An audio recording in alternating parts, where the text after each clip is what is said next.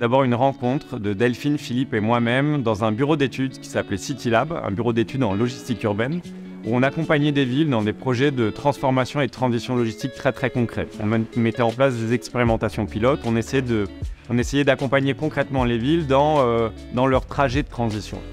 Et puis, dans le cadre de nos activités de consultance, on s'est rendu compte qu'il manquait un acteur comme Urbike pour très concrètement pouvoir déployer des modèles alternatifs, notamment à vélo. Et donc, c'est ce qui nous a donné envie de nous lancer dans cette expérience entrepreneuriale et donc de passer des rapports, de la consultance et des tests pilotes à vraiment une aventure humaine et entrepreneuriale beaucoup plus concrète. Un colis peut faire des milliers de kilomètres avant d'être livré à destination. Et pourtant, le dernier kilomètre qu'il va faire dans une ville, donc jusqu'à être livré chez son destinataire, est parfois le plus coûteux. Il peut représenter jusqu'à 30%, voire 50% des coûts de la livraison.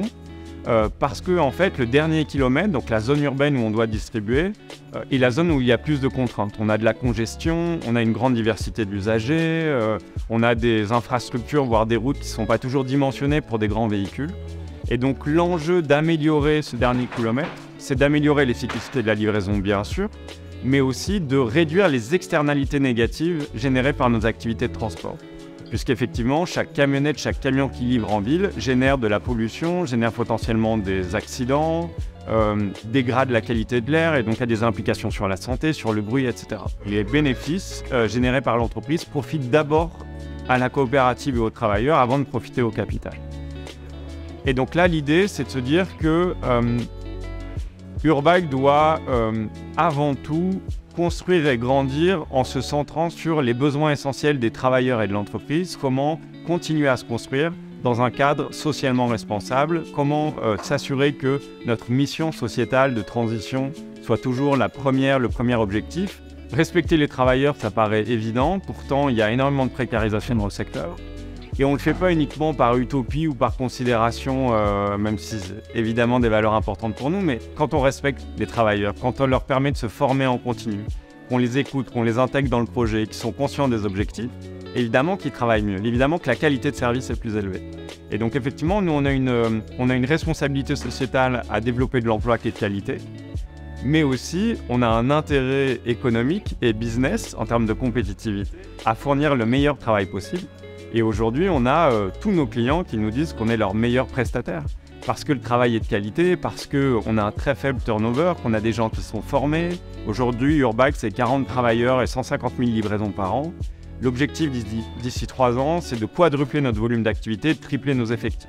Donc évidemment, ça ne se fait pas comme ça, d'un coup de baguette magique. On doit investir dans les ressources humaines, dans les équipes, dans l'informatique, dans les hubs, dans tout ce qu'on voit derrière moi en plus grand. Et donc aujourd'hui, Urbike est en perte parce qu'il y a toute cette structure qui fait qu'on doit financer tout ça. Mais le plan, c'est que d'ici 2025, on réatteint un seuil de rentabilité long terme et on est absolument convaincu que c'est tout à fait atteignable. Le début du projet, c'est un soutien d'Innoviris, donc l'organisme de recherche bruxellois. Donc c'est une enveloppe financière qui était hyper intéressante et qui nous a permis vraiment de démarrer ce projet dans une démarche de recherche et développement qui était très intéressante. Ça a été vraiment crucial dans le lancement de l'activité. Ensuite, Urbike, tout au long de son parcours, a beaucoup bénéficié du soutien en termes de conseils et d'accompagnement d'organismes comme Hub Brussels.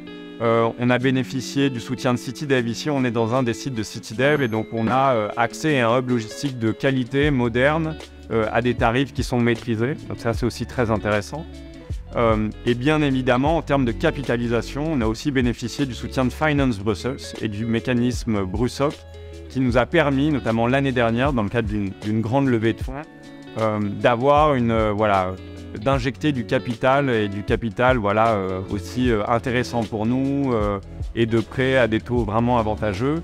Au-delà des ressources financières ou infrastructurelles qu'une entreprise peut bénéficier de la part du secteur public, les entreprises comme les nôtres ont besoin d'une vision et d'un cap.